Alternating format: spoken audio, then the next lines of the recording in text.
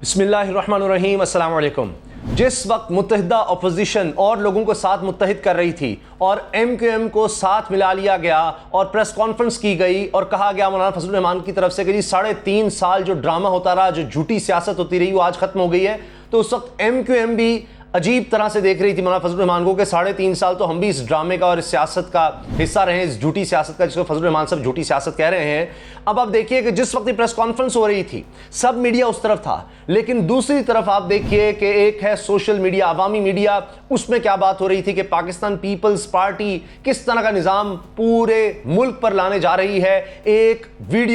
एक ऐसी वीडियो जो वायरल हुई जिसने सबको झंझोड़ कर रख दिया और ऐसे लोग, ऐसे सहाफ़ी, दानिश्वर, दीगर लोग जो इमरान खान के शदीद तरीन मुखालिफ हैं, जो कभी एक लफ्ज़ भी इमरान खान के हक़ में नहीं बोलते, वो भी इस वक्त इतने ज़्यादा गुस्से में हैं और ये कह रहे हैं कि क्या बिलावल भुट्टो और आसिफ ज़रदारी ये निज़ाम पूरे मुल्क में राइज करना चाह रहे हैं। ये वीडियो देखकर सबका खून खौल उठा है कि सिंध में किस तरह का निज़ाम है, और उसका जब मवाजना करेंगे कि इमरान खान ने क्या किया बिल्कुल इस तरह के केसेस में, तो वो भी हमारे सामने आता है कि तब क्या हुआ। अब आप देखें कि एक केस आपको याद होगा जो टेस्ट केस कहा जाता है जिसको, और उसमें खुद जो करीबी MNA हैं इस वक्त पाकिस्तान पीपल्स पार्टी के, जाम अब्दुल करीम, वो उसमें मुल्जिम नामजद हैं, वो बाहर हैं जनाब, उनको जमानत भी मिलती है।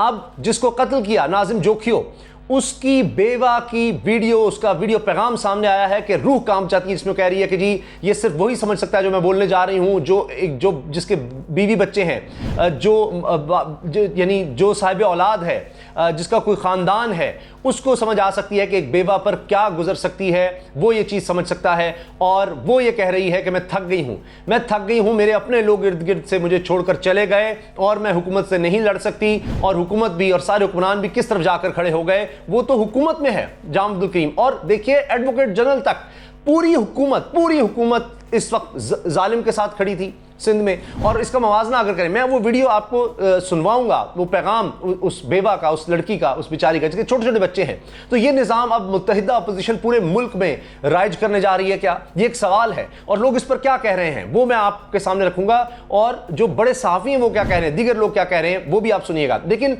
इसी तरह से एक जुर्म यह हुआ सिंध में, जहां पर एक मजलूम शख्स, एक वो भी सहाफ़ी, इलाके का सहाफ़ी, उसने क्या किया कि एक कोई मेहमान जनाब आया हुआ था गैर मुल्क से, और उसकी वीडियो बनाई कि देखें गैर कानूनी शिकार हो रहा है। उस जुर्म की पादाश में उसको ले जाया गया, सब चीज़ें साबित हुई, फार्म हाउस ले जाकर उसका कत्ल होता है, उसके तमाम एविडेंसेस मिलते हैं, उसकी लाश को किस तरह ठिकाने लगाया गया, पोस्टमार्टम रिपोर्ट, उसका फ़ोन डाटा, हर चीज़ मिलती है। लेकिन भाई भी उसका गवाह होता है, लेकिन पहले भाई मुआफ़ करता है, मुनरिफ हो जाता है, जो हमारे यहाँ इस तरह के केसेस में होता है। और उसके बाद फिर अब बेवा ये कहती है कि यकीन जाने में लालच या किसी और में नहीं, अल्लाह मेरा जानता है, मैं थक गई हूँ, मैं अब इस केस से पीछे हट रही हूँ। इससे पहले कि वो इमरान खान को आकर वोट डालें कि इमरान खान वज़ीर आज़म नहीं है, नो कॉन्फ्रेंस में जाम अब्दुल करीम MNA है, और तमाम पूरी गवर्नमेंट सिंध की इसी में लगी कि जी उसको लाना है और वोट डलवाना है। सारों की कोशिश थी, जमानत और ये सब कुछ, सारा निज़ाम इस मुल्क का उसकी सहूलत में लगा है कि जनाब उसको लाकर इमरान खान को निकाले करना है। ये हमारे मुल्क में टेस्ट केस है, पता लग रहा है, लेकिन आप देखिए लोगों में शऊर जा रहा है कि यह है जो निज़ाम पूरे मुल्क में आएगा। अब मैं आपको सिर्फ 2 केसेस की मिसाल देता हूँ कि अगर आप देखें उस्मान मिर्ज़ा, उसको फिर उम्र कैद की सज़ा होती है, किस तरह से कि जनाब उसमें भी जो जोड़ा था, मुतासरा जोड़ा, वो मुनहरिफ हो गया, खुद मजिस्ट्रेट के सामने बयान देकर के जी हम तो जानते ही नहीं, कुछ भी नहीं, कोई माफ़ी की बात नहीं, कहते ये वो लोग ही नहीं है। लेकिन फिर क्या हुआ, इमरान खान साहब ने, वज़ीर आज़म ने नोटिस लिया हुआ था और फिर मंतकी अंजाम तक उसको पहुंचाने की कोशिश हुई और उसमें कामयाब हुए, और आप देखिए उसको उम्र कैद की सज़ा हुई, 5 और मुल्ज़िमान को भी सज़ा होती है। फिर इसके साथ आप देखिए नूर मुकद्दम केस, उसमें क्या हुआ कि उसमें भी सज़ाए मौत उसको मिलती है मुजरिम को। अब आप देखिए कि यहां पर क्या हो रहा है, यहां पर जो हो रहा है वो मैं आपको दिखाना चाह रहा हूं, सुनवाना चाह रहा हूं। और इसमें जिब्रान नासिर साहब, ये कोई इमरान खान साहब के हक में कभी भी नहीं रहे, ठीक है। ये कहते हैं कि मैंने डॉन के प्रोग्राम में जनाब कह दिया था जार खोड़ो साहब को कि I discuss difficult circumstances, Shireen Jokhio, wife of Nazim Jokhio, has been put under by PPP government forcing her to submit to compromise. ये कह रहे हैं, वकील हैं। अब फिर इनके खिलाफ जाना चाहिए पीपल्स पार्टी को, जितना बड़ा इल्जाम लगा रहे हैं कि पाकिस्तान पीपल्स पार्टी ने मजबूर किया, पाकिस्तान पीपल्स पार्टी की हुकूमत ने मजबूर किया है इस औरत को, इस बेवा, लाचार, बेयारो मददगार औरत को, जिसके छोटे छोटे बच्चे हैं, कि वो कंप्रोमाइज करे, ठीक है जी। वो इनको माफ करें मुजरिमों को। टुडे द सेम हैपेंड, आज वही हुआ। वो कह रहे थे कल ही मैंने कहा था और आज वो हो गया। Should we blame the poor widow और बिलावल भुट्टो जरदारी? वो पूछ रहे हैं, जिब्रान नासिर कह रहे हैं कि हमें क्या इस बेवा को कसूरवार ठहराना चाहिए, इस बेचारी बेवा को या बिलावल भुट्टो जरदारी को? लेकिन कुछ नहीं, आप देखिए ना, सिर्फ ये होगा कि लोगों तक ये बात जाएगी, लोग जरूर इस पर उठ खड़े हुए हैं और सब साफी इस पर सवाल पूछ रहे हैं कि पीपल्स पार्टी को ये मुआहदा, यानी उसकी फिक्र है सब तरफ, ना सिर्फ ये कि अपने सियासत की फिक्र है बल्कि उस शख्स की जो मुजरिम है उसको उन्होंने लेकर आना है, मुलजिम है उसको लेकर आना है, उसको फैसिलिटेट करना है कि इमरान खान को गिराओ। तो ये क्या निज़ाम पूरे मुल्क में यही लाना है कि ताकतवर होगा, MNA MP होगा इस मुत्तहिदा अपोजिशन में तो उसको 7 खून माफ है, वो कत्ल करे, जो मर्जी करके उसके हाथ हैं? मुझे बताइए कि यहाँ तो ये होता है कि जनाब कुछ जानवर भी अगर हो ना तो वो भी कुछ ना कुछ उसके अंदर भी ये एहसास आया था कि यार एक जुल्म हुआ है, लेकिन यहाँ आप देखें जालिम को फैसिलिटेट किया जा रहा है पूरी तरह से। अब इसी तरह से जनाब आप देखें अब्बास नासिर साहब हैं, वो कह रहे हैं जी ये तो सोल डिस्ट्रॉइंग है, ठीक है, ये भी सीनियर जर्नलिस्ट हैं। वो कहते हैं कि जनाब अच्छा बेनज़ीर शाह साहिबा, ये भी आप जियो पर भी इनको प्रोग्राम में देखते हैं, ये भी कह रही है this is heartbreaking to listen, कि दिल टूट जाता है सुनकर। लेकिन सवाल करें इस पर पाकिस्तान पीपल्स पार्टी से, ठीक है ना जी, कि वो किस तरह से वो खातून जो है वो कह रही है कि मैं थक गई हूँ, मैं हार गई हूँ। तो ये तो होने चाहिए कि ये निज़ाम पूरे मुल्क में राइज होने वाला है, ये निज़ाम अब पूरे मुल्क में आने वाला है, ये सवाल होने चाहिए। अच्छा, फिर बशीर ज़ैदी साहब कह रहे हैं, जो मशहूर जर्नलिस्ट हैं, लानत ऐसे सिस्टम पर जो मजलूम को मजबूर कर दे, ये वो कह रहे हैं।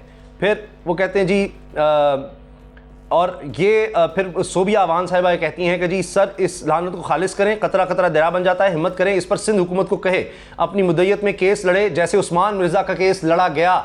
ये वो खुद, अब देखिए लोग ये बात कर रहे हैं कि जी इमरान खान उसमें खुद स्टेट आई थी, इमरान खान ने नोटिस लिया था, ये भी इस तरह से करके दिखाएं। तो ये एक बड़ा सवाल है कि क्या इस तरह से किया जाएगा, क्या इस को भी उसी तरह परसू किया जाएगा? इस तरह मुशर्रफ ज़ैदी साहब हैं, वो भी इसी तरह ट्वीट करते हैं और वो भी ये सवाल उठाते हैं कि ये क्या हो रहा है। अभी रीमा उमर साहिबा हैं, ये भी आप देखें आज कल बहुत ज़्यादा सोशल मीडिया में आया, ये भी जियो पर प्रोग्राम में बैठती हैं एक्सपर्ट के तौर पर। ये कहती हैं there is no justice in Pakistan.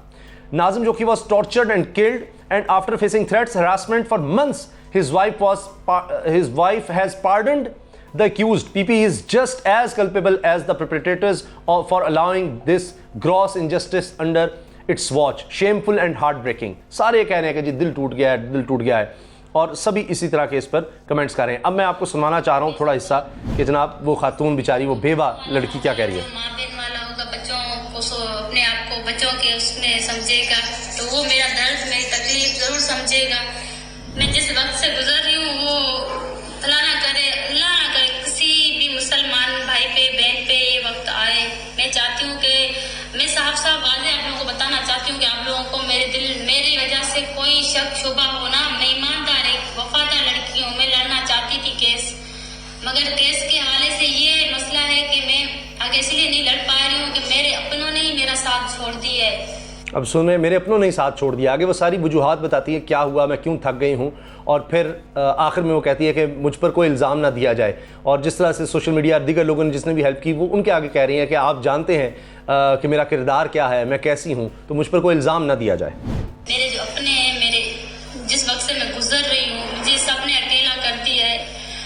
मैं इसी मजबूरी में कैसे हट रही हूँ। मेरी कोई लालच नहीं है, ना ही मुझे कोई ऑफर मिली है डील की। मैं ईमानदार हूँ और आप लोग देखिएगा इंशाअल्लाह ताला मेरा कोई इसमें पैसों का अगर करना है माफ तो मैंने अल्लाह पे छोड़ दिया है, अल्लाह को हाजिर नाजिर करके मैंने छोड़ दिया है और अल्लाह बेहतर फैसला इंशाअल्लाह ताला करेगा।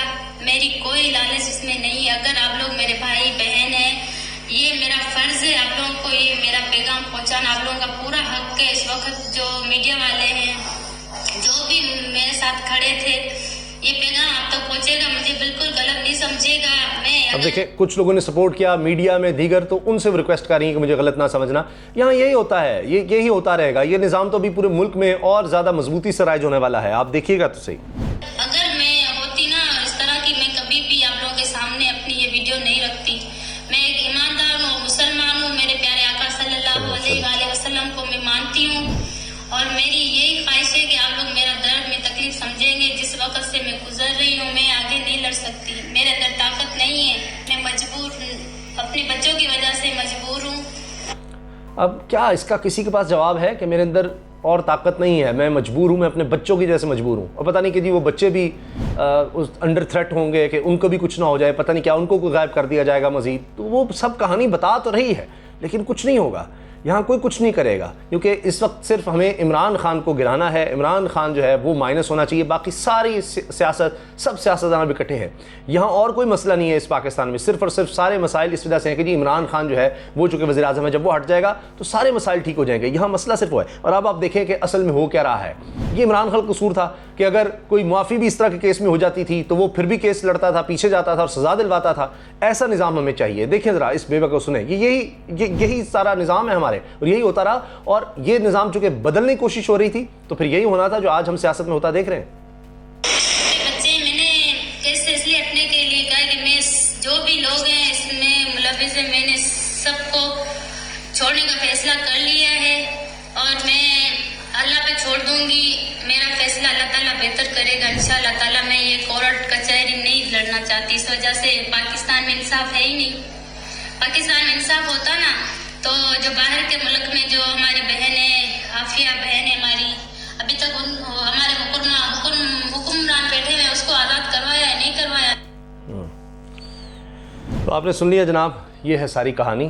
अब आप बताइएगा कि क्या आपको लगता है कि आसिफ जरदारी साहब, बिलावल भुट्टो जरदारी साहब इसका नोटिस लेंगे और अगर माफ़ कर भी रही है बेवा तो जनाब वो जो MNA साहब हैं उनके लिए तो बड़ा आसान है, सब कुछ सामने है, उन्हीं के MP, उन्हीं के MNA हैं जिन पर इल्ज़ाम लगा है, तो वो इसमें इंसाफ दिलवाएंगे, आगे बढ़ेंगे, ये केस मंतकी अंजाम तक पहुंचेगा। आपकी क्या राय है? क्या वो इस मामले में इमरान खान साहब का आप देखेंगे मुकाबला करेंगे कि नहीं हम इमरान खान से बेहतर परफॉर्म कर सकते हैं, ऐसे मामलात में भी इमरान खान इतना अच्छा नहीं कर सका, हम मजलूम को इंसाफ दिलाने में ज़्यादा आगे हैं, ऐसा होगा? ज़रूर बताइएगा। अल्लाह हाफ़िज़।